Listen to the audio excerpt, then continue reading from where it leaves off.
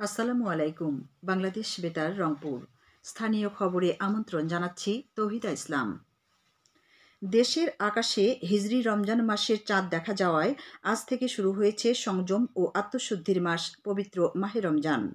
গতকাল সন্ধ্যায় রাজধানীর বায়তুল মুকাররম জাতীয় মসজিদের ইসলামিক ফাউন্ডেশনের সম্মেলন কক্ষে জাতীয় চাঁদ দেখা কমিটির এক সভায় এ সিদ্ধান্ত নেওয়া হয়।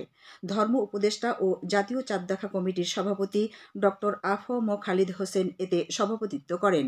সিদ্ধান্ত অনুযায়ী আগামী ২৭শে মার্চ বৃহস্পতিবার দিবাগত রাতে পালিত হবে পবিত্র শবে কদর বা লাইলাতুল কদর। মহিমান্বিত এই রজনীতে মহানবী হজরত মুহাম্মদ সাল্লাল্লাহু আলাইহি সাল্লামের উপর পবিত্র কোরআন নাজিল হতে শুরু করে। এদিকে গতরাত থেকেই দেশের সকল মসজিদে শুরু হয়েছে তারাবির নামাজ। সব মসজিদে একই পদ্ধতিতে খতমে তারাবি পড়ার জন্য অনুরোধ জানিয়েছে ইসলামিক ফাউন্ডেশন। প্রধান উপদেষ্টা অধ্যাপক ডক্টর মোহাম্মদ ইউনুস পবিত্র রমজান মাসে উপলক্ষে দেশবাসী ও বিশ্বের মুসলিম উম্মাকে শুভেচ্ছা জানিয়েছেন। এক বাণীতে প্রধান উপদেষ্টা পবিত্র রমজান মাসের শিক্ষায় অনুপ্রাণিত হয়ে সকলের প্রতি সব ধরনের কুপ্রবৃত্তি, হিংসা, বিদ্বেষ, বিশৃঙ্খলা ও সংঘাত পরিহার করার আহ্বান জানান। জাতীয় ডেন্টিস্ট দিবস উপলক্ষে আজ রংপুরে বিভিন্ন কর্মসূচি পালন করা হচ্ছে। কর্মসূচির আওতায় আজ সকালে ডায়াবেটিক্স সমিতি ডেন্টাল বিভাগের উদ্যোগে বিনামূল্যে ডেন্টাল চেকআপের আয়োজন করা হয়। এ সময় ডায়াবেটিক্স সমিতি চত্বরে ৭৫ জন অসহায় দরিদ্র রোগীকে বিনামূল্যে ডেন্টাল চেকআপ করা হয়। আজ রংপুর নগরীর 10টি স্থানে নির্ধারিত মূল্যে টিসিবির পণ্য চিনি, তেল, ডাল, বুট ও খেজুর বিক্রি হচ্ছে। কর্মসূচির আওতায় নগরীর প্রেস ক্লাব, আক্কেলপুর উচ্চ বিদ্যালয়, দামোদরপুর প্রেসিডেন্ট মোড়, Zaheda Khatun girls school and college, ভোগী বালাপাড়া কেন্দ্রীয় জামে মসজিদ চত্বর, কেল্লাবঞ্জ সরকারি প্রাথমিক বিদ্যালয়, ডুগডুগির মোড় বটতলা স্কুলের সামনে, ডাংহাট মাস্টারপাড়া এবং রাধাকৃষ্ণপুর ডিগ্রি কলেজের সামনে এসব পণ্য বিক্রি করা হচ্ছে। পবিত্র রমজানে দ্রব্যমূল্য স্বাভাবিক রাখা বিষয়ে লালমনিরহাটের গোশালা বাজার দোকান মালিক সমিতির এক আলোচনা সভা অনুষ্ঠিত হয়েছে। গোশালা বাজার দোকান মালিক ও ব্যবসায়ী কমিটির সভাপতি শেখ নেসার উদ্দিন এতে সভাপতিত্ব করেন।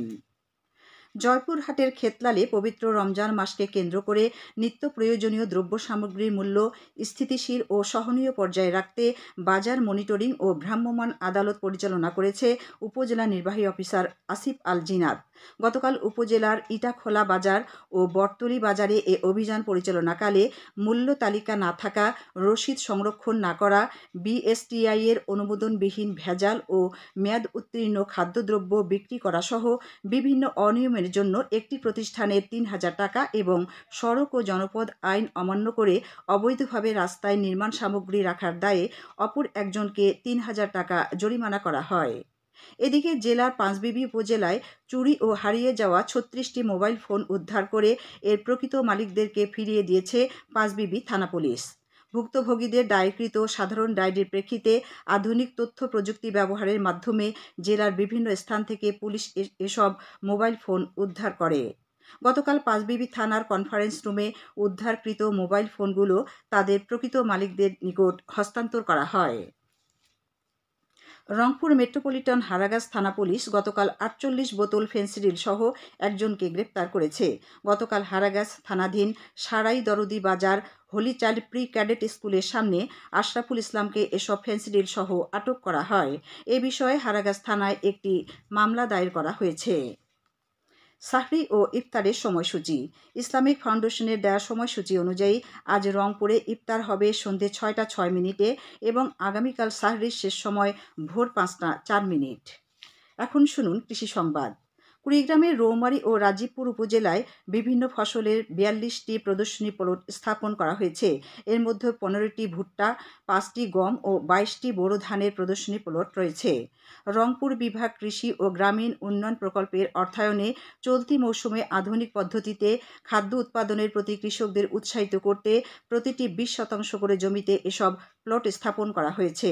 প্রদর্শনী প্লটগুলোতে কৃষি সম্প্রসারণ অধিদপ্তর থেকে বিনামূল্যে বীজ, সার ও অন্যান্য সকল সহযোগিতা প্রদান করা হচ্ছে। সবশেষে আবহাওয়া। আজ সন্ধ্যে ৬টা পর্যন্ত পূর্বাভাসে বলা হয়েছে দেশের অভ্যন্তরীণ নদী বন্দরগুলোর জন্য কোনো সতর্কবাণী নেই এবং কোনো সংকেতও দেখাতে হবে না। খবর শেষ হলো। আমাদের পরবর্তী স্থানীয় খবর প্রচারিত হবে বেলা ২টো বেজে ৫ মিনিটে।